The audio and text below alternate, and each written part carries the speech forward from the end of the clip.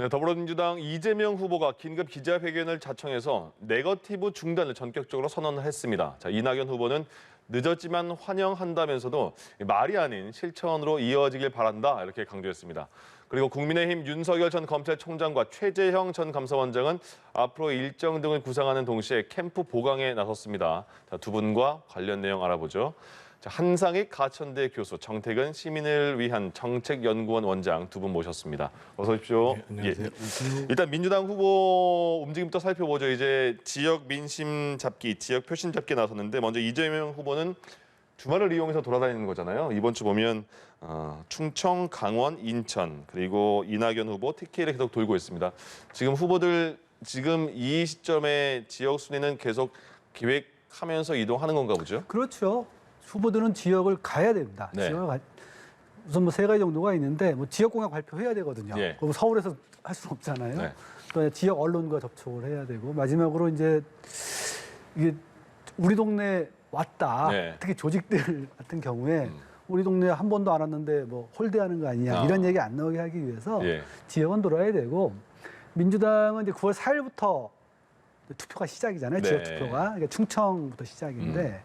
그러면은 지금부터 한번 이재명 후보 같은 경우 좀 불리하죠. 주말만 돌아야 되니까 네. 좀 불리하긴 한데 최소한 한 번에 두 번 정도는 돌아야 될 거예요. 돌다가 서울 와서 얘기 한마디 하고 다시 또 가고 예. 이렇게 활동을 계속하는 이런 얘기가 일주일마다 계속 나오게 될 겁니다. 예. 어느 지역 갔다 어느 지역 갔다 앞으로 계속 그렇겠죠. 다른 후보 다 왔는데 이 후보는 안 왔어 이런 것도 되게 큰가 보죠, 지역 민심에. 크죠. 예. 그러니까 지금 기본적으로 후보들 입장에서 보면 실제 투표하고자 하는 이 권리당원과 그리고 이제 권리당원뿐만 아니라 민주당에서는 이제 선거인단을 모집하게 되거든요. 근데 이제 해당 지역에 조금 더 관심을 갖는 게 영향을 미칠 것이고 두 번째로는 그 무엇보다도 경선 과정에서 지지율을 올리는 과정들이 중요하거든요. 예. 그래서 개별 지역을 찾는 게 전국적으로는 큰 이슈가 안 되지만 그게 조금 쌓이기 시작하면 지지율을 버티게 한다는 것인데 다만 이제 이 지역을 방문할 때 이런 문제가 있습니다. 이제 방문할 때 가장 많이 쓰는 방식이 이제 지역을 발전시키겠다라는 공약이에요. 네. 그래서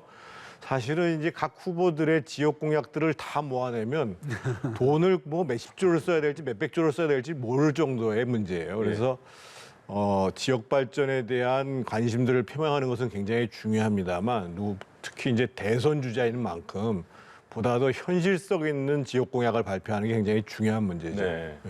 최근에 민주당 1, 2위 후보 이재명 후보, 이낙연 후보는 계속해서 음주운전 논란도 굉장히 길어지고 있고요.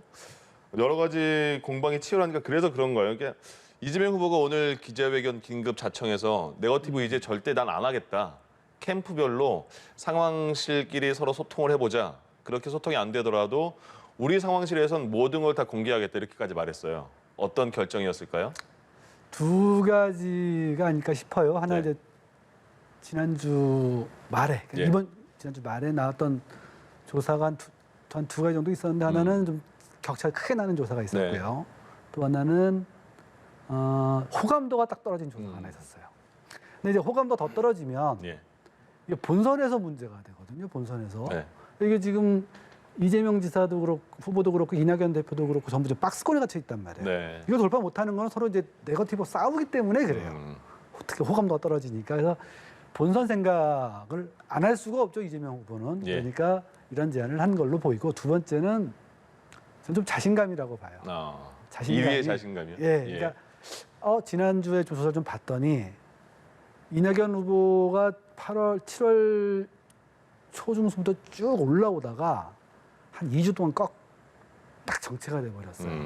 근데 이 정체가 된 것이 지난 7월 초 이전에는 한 3분의 1 되다가 25대 한 9 정도 되다가 예.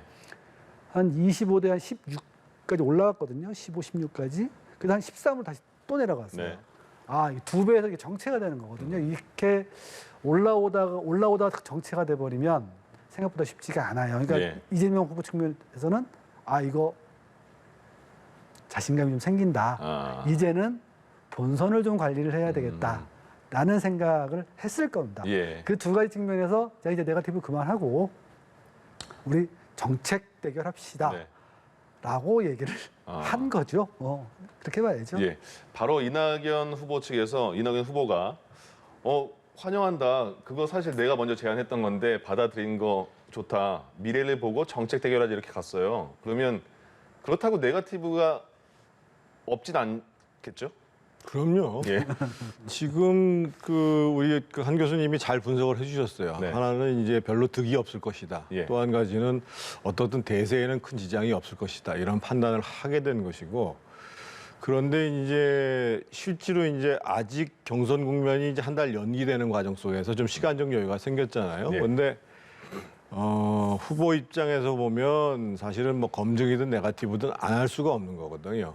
그래서 이낙연 후보가 환영을 했습니다만 제가 보기에는 그러니까 이제 소위 검증이든 네거티브든 적절한 것들이 찾아지면 그러면 이제 다시 재개될 수밖에 없는 거고 예를 들면 이런 거죠. 그러니까 지난주에 있었던 가장 큰 게 소위 이제 음주운전 전과를 가지고 초범이냐 재범이냐.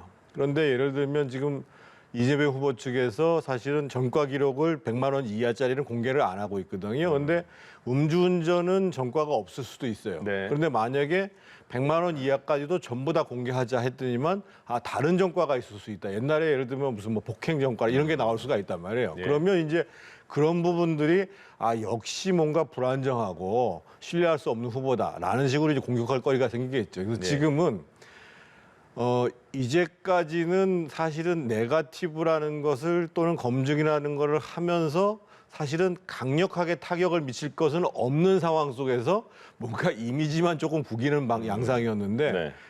실제로 충분히 타격이 가능하다라고 하면 언제든지 다시 시작할 겁니다. 예.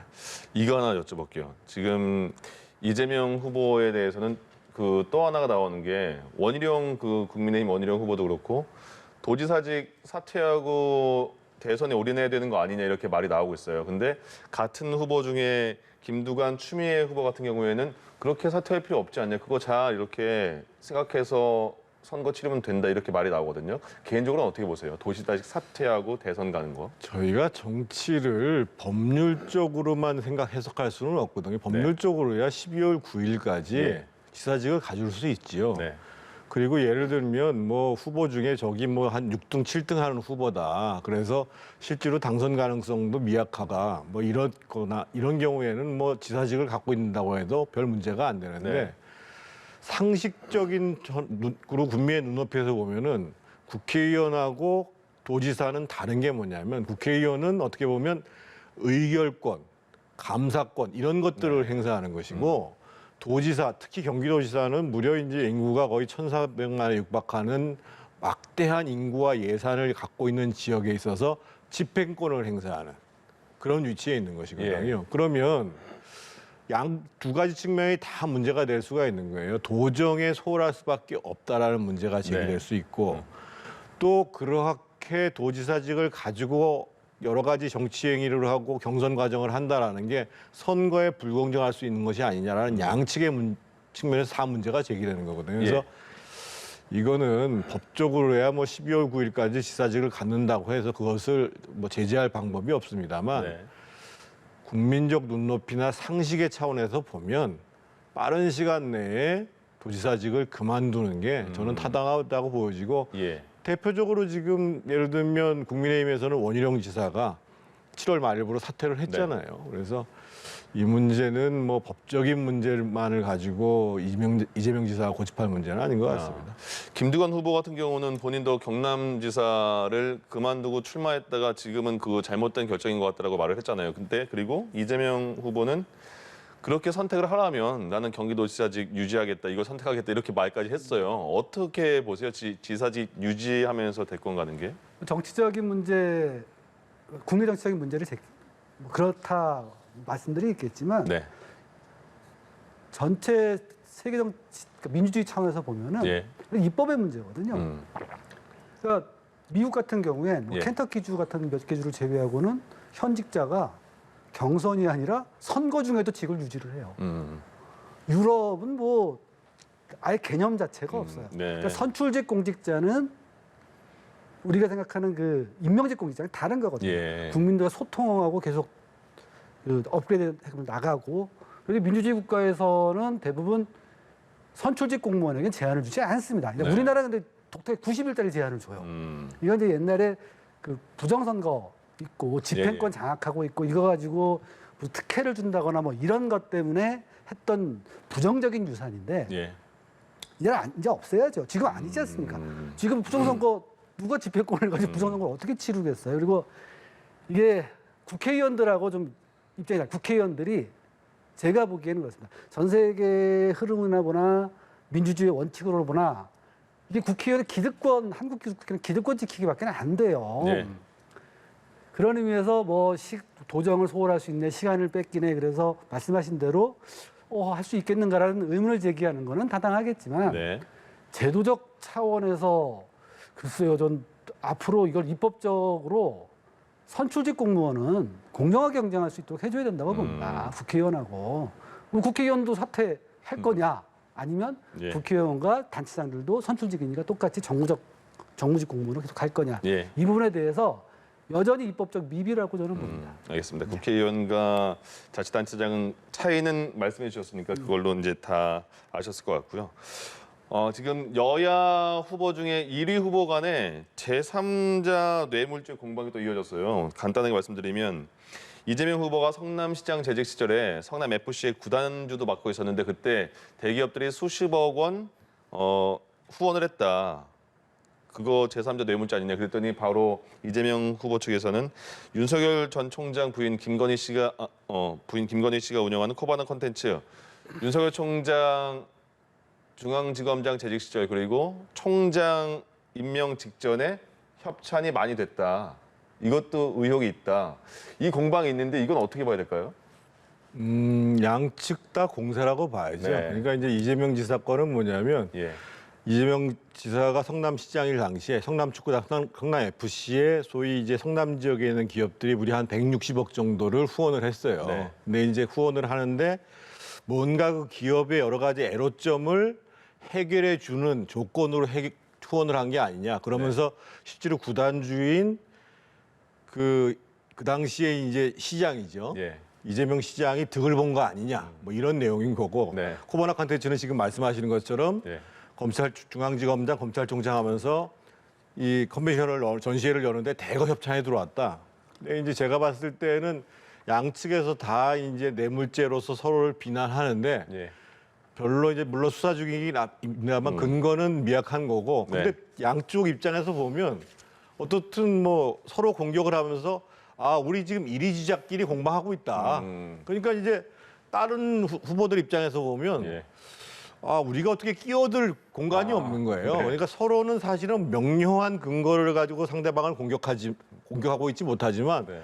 별로 손해 볼 거 없다. 뭐 이런 식의 공방이라고 봐야 됩니다. 예. 네. 그럼 1위 간의 그런 그 말씀하신 것처럼 쳐다볼 수밖에 없게 만드는 상황은 계속 다른 걸로도 이어지겠네요. 이런 관계를 흔히 적대적 공생 관계라고 네네. 그러죠. 예, 예. 그렇게 표현하는데 그 후보 서로 대표성을 가지는 게 굉장히 중요하거든요. 근데 이재명 후보도 그렇고 윤석열 후보도 그렇고 서로 반문의 대표성, 이쪽 민주당의 대표성을 가지는 게 굉장히 중요해요. 네. 그러다 보니까 이재명 후보는 초기에는 아마 유승민이나 최재형 같은 분들하고도 좀 몇 가지 얘기를 했었는데 요새 아무 얘기 안 하고 그냥 예. 윤석열 후보만 치잖아요. 윤석열 후보가 박용진 후보 때리는 거 보신 적 없잖아요.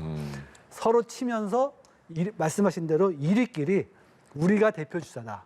이렇게 하고 싸우는 거거든요. 이런 네. 거를 선거에서는 적대적 공생관계라고 합니다. 예. 그럼 둘 다 뭐 딱히 손해 볼 건 없네요. 전혀 손해볼 거 없죠. 앞으로도 계속 이럴 겁니다. 그렇군요. 윤석열 전 총장 측에서는 계속 무슨 말만 하면 거기에 대한 또 비난이 많이 요새 받았잖아요. 그래서 캠프를 보강을 많이 하는데 보니까 최근까지 보강한 거 보니까 국민의힘 현역 의원이 9명까지 들어갔어요. 최재형 전 원장도 현역 의원 국민의힘 9명까지 들어갔고요. 이런 보강하면 좀 달라질까요? 윤석열 캠프 측에서는요?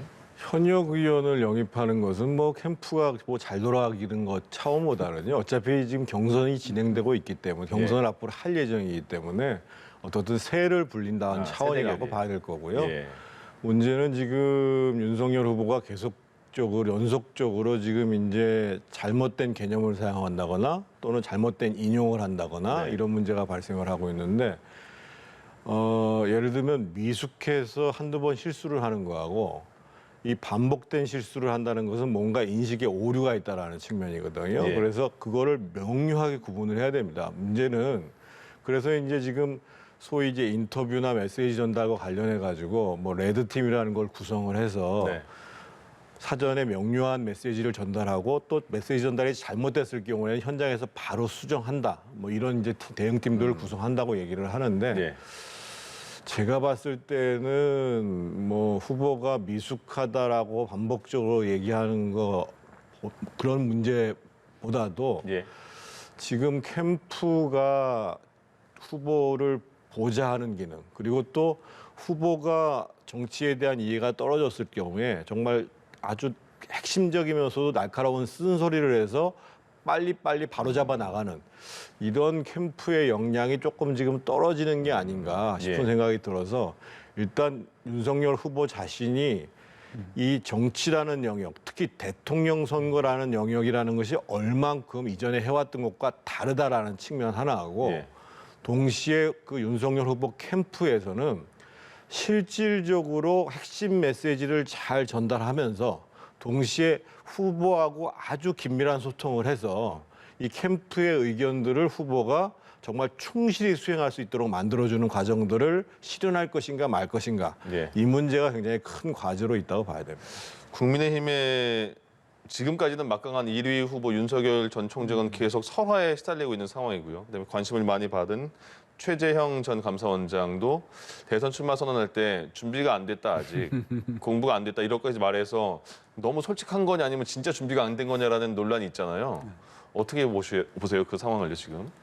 저는 이번 왜 나왔는지 모르겠어요. 두 분 다요? 아니요, 최재형. 아 예. 이분이 출마할 때 굉장히 문제가 많았던 것은 사실이잖아요. 중립성 문제입니까? 중립성이 예. 헌법적으로 보자면 헌법기관의 장이 중간에 그만두고 대선을 출마를 했단 말이에요. 이건 앞으로 감사원 이상의 굉장히 중요한 문제입니다. 그렇게까지 했으면 이제 뭔가 엄청나게 문제의식도 가지고 있고 준비가 돼서 나왔어야 되거든요. 네. 근데 지금 하시는 거 보면 나는 감사원장이니까 찍어주겠지? 반문이니까 됐지? 나는 도덕성이 되게 이런 식의 이렇게까지 준비 안 돼 정치연에서 말 한마디 제대로 못하면서 도대체 이렇게 헌법까지 문제를 일으키면서 왜 나왔나? 반문 대표성은 윤석열 후보가 갖고 있지 않습니까? 저는 우리 이번 대선 경선에서 가장 코미디가 될 분이 아닌가. 예. 이렇게 가면 네. 굉장히 공부를 열심히 하셔야 돼요. 법하는 사람은 법만 얘기하면 되지만 예. 대통령은 국정연화 전체를 다루는 사람입니다. 국정연화에 대해 자기 의견이 없는데 왜 나옵니까?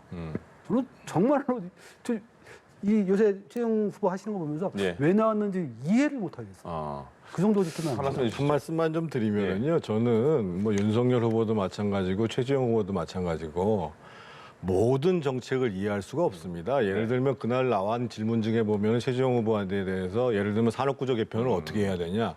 이 얘기 경제 전문가인 유승민 후보한테 갖다 얘기를 해도 쉽지 않습니다. 민주당 후보와는 말할 것도 없고 예. 그리고 복지 정책의 세세한 내용 얘기할 수가 없습니다. 그러니까 지금 우리 한 교수님 얘기한 것 중에 굉장히 주목해서 봐야 될 거는 뭐냐면 사실은 대선에 출마한다는 후보 같은 경우에는 지금 시기에 대한민국 과제 중에 가장 핵심적인 과제가 이러이러한 것이기 때문에 나는 대통령 재임 중에 이것만은 반드시 해결하겠다. 그리고 내가 지금 세세한 나머지 정책에 대해서는 준비하지를 못했지만 예. 대략 이러한 정책 방향을 갖고 있다라고 얘기를 하면 되고 또 그렇게 그럴 정도는 충분히 능력이 되시는 분이에요. 윤석열 후보도 마찬가지입니다. 윤석열 네. 후보도 너무 지금 자세하고 세세한 내용에 대한 자기 메시지나 설명들을 불필요하게 많이 하는 거예요. 오히려 핵심 메시지를 분명하게 전하고 그리고 그것을 하기 위해서 나는 출마를 했고 나머지 문제와 관련해서는 큰 방향성만을 얘기하는 그런 훈련을 시켜야 되는데 지금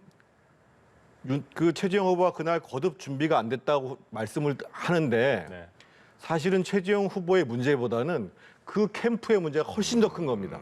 적어도 출마 선언 기자회견을 한다고 하면 핵심 메시지에 더해서 이런 기조로 말씀을 하셔야 됩니다라고 해서 소위 정치라는 것 그리고 정치적 지도자의 언어, 메시지를 전달하는 방식들을 충분히 준비시켰어야 되는데 앉아가지고 계속 연설문만 거치고 있는 거예요.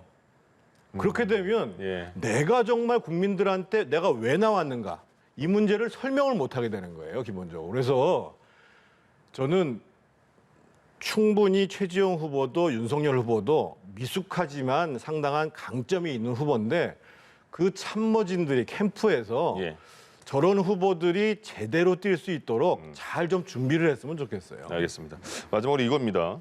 이준석 대표, 윤석열 전 총장 1위 후보와 당대표 간에 지금 감정 싸움이 치열한 것 같아요. 이준석 당대표를 패싱하는 거 아니냐. 당 그 행사에 대해서 보이콧 논란도 있고요. 어떻게 보십니까? 이게 우리 이런 거잖아요. 우리 쪽에 힘이 없으니까 힘센 용병 불러왔다가 네. 힘센 용병한테 지금 잡아먹히고 있는 꼴이거든요. 예.